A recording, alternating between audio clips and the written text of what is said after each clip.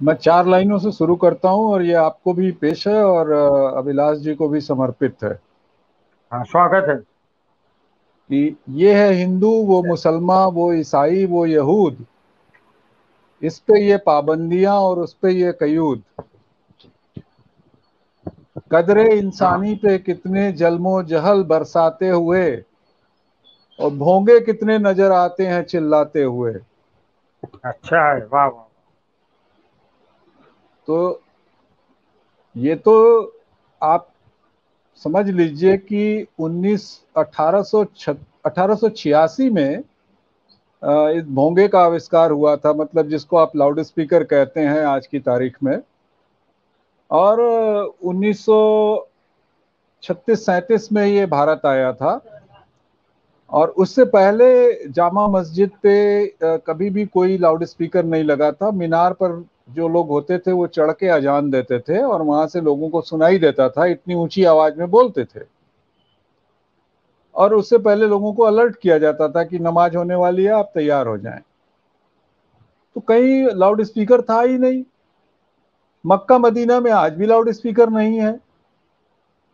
1955 के बाद ऑफिशियली भारत में पहली बार 1947 में पहली बार जब वो लाल किले से जवाहरलाल नेहरू जी का स्वतंत्रता की रात में भाषण हुआ, तो वहां पहली बार लाउड स्पीकर लगाए गए स्वतंत्र भारत में। 1955-56 के आसपास जामा मस्जिद में पहली बार लाउड स्पीकर लगा, अगर मैं ऐतिहासिक तौर पर तथ्यों की जानकारी मेरी ठीक है तो। और उसके बाद तब लाउड स्पीकर की कीमत बहुत होती थी, और वो जो उस लाउड स्पीकर के साथ एम्पलीफायर आता था उसकी भी कीमत बहुत ज्यादा होती थी, मतलब तब के रुपयों में, अब के रुपयों में नहीं। तो बहुत मुश्किल था उस समय किसी छोटे मस्जिद या किसी और धार्मिक संस्थान को अफोर्ड कर पाना।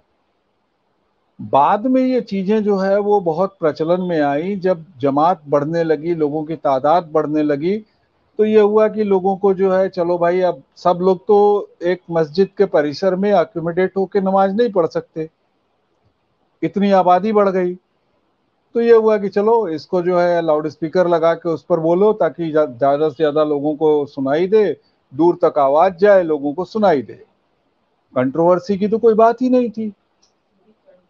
हाँ, ये जरूर था कि पारंपरिक रूप से न हिंदू धर्म में न मुसलमान में कोई भी इस तरीके के प्रचार के साधनों का उपयोग करने का इतिहास था ही नहीं। वहां तो लोग खुद अपने गले से बोलते थे, ऊंची आवाज में बोलते थे, महफिलों में बोलते थे, जहां भी जिस तरीके का वो हो, धार्मिक आयोजन हो या अनुष्ठान हो या कोई इस तरीके का की प्रक्रिया हो, लोग बोलते थे। तो ये एक संसाधन था, एक इंस्ट्रूमेंट था जो लोगों ने लिया, उसका उपयोग किया और उपयोग के बाद दुरुपयोग किया।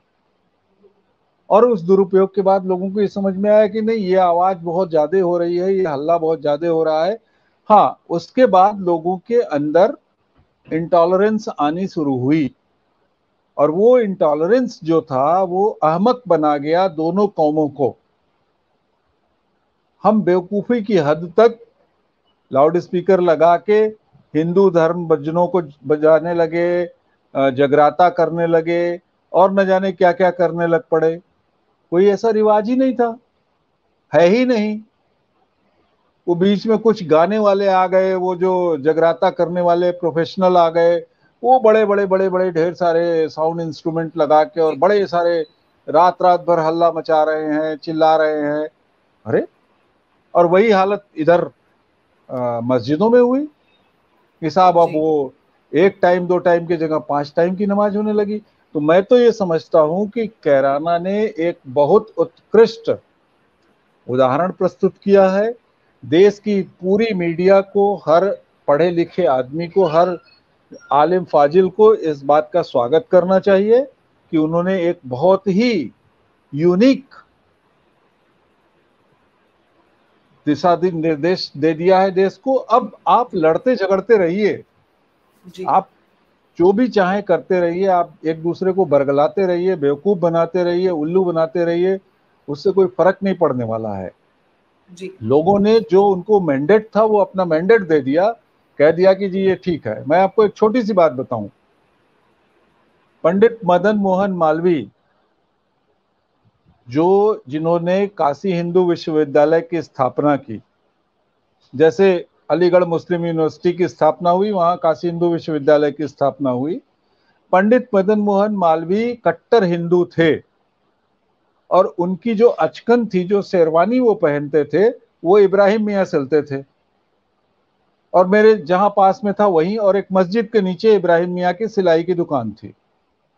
और पंडित जी लोग ये बताते हैं, मैं तो नहीं देख पाया उनको, शायद मैं बहुत बच्चा सा था तब शायद एक बार उनको देखा हो, मुझे स्मृति भी नहीं है उनकी, मैंने उनको देखा। एक बार बुग्गी में संभवतः याद है कि वो फिटेन एक थी, उसमें चलते थे, तो मैंने देखा था, पर स्मृतियां बहुत अच्छी नहीं मेरी याद है। पर मेरे पिताजी ये बताते थे कि वो वहां आते थे खड़े होके, उस मस्जिद के नीचे वो दुकान थी टेलर की, इब्राहिम मियां जहां सिलाई करते थे, और वो वहां आके नाप देते थे, खड़े होते थे, सिलवाते थे, बैठ के उनके यहाँ चाय पीते थे, और फिर वो अपने अपने रास्ते चले जाते थे। कोई कंट्राडिक्शन की बात ही नहीं थी, ना कोई लड़ाई थी। वो एक कट्टर हिंदू थे, वो एक कट्टर मुसलमान थे, वो 5 टाइम के नमाजी थे, उनका काम वो था, इनका काम ये था, और बनारस जैसी जगह पे। अब और इससे ज्यादा सांप्रदायिक सौहार्द का उदाहरण क्या लेंगे? हाँ, राजनीतिक दल, राजनीतिक नेता, राजनीतिक संप्रदाय अपनी अपनी रोटियां सेक रहे हैं। आम आदमी न पहले था, न अभी है, न आगे होगा। बेवकूफ बन रहे हैं कुछ चंद लोग जो इस बात को लेके हल्ला मचा रहे हैं, अरे मुसलमान हिंदू को खा जाएगा, हिंदू मुसलमान को खा जाएगा, ये उसको निगल जाएगा। अरे कोई ड्रैगन वैगन है क्या? वो नरभक्षी है क्या कि खा जाएंगे एक दूसरे को? अरे समाज है, जिंदा आदमी हैं हम, पढ़े लिखे लोग हैं, जहनियत है हमारे अंदर, ऐसा कैसे हो जाएगा? लेकिन हाँ, ये चीजें की जा रही हैं, उसको एक रंग दिया जा रहा है।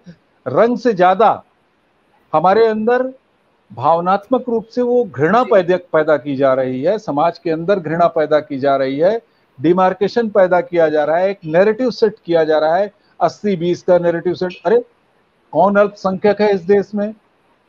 20% मुसलमान है, 17% ब्राह्मण है, 9% राजपूत हैं। आप कैटेगराइज करिए तो पता लगा कि भाई सबसे ज्यादा तो वही हैं। अब आप उनको कह रहे नहीं, इधर 80 हैं उधर 20 हैं, ये कौन सा नैरेटिव है? भाई देश के नागरिक हैं, उनका भी उतना ही हक है इस देश में।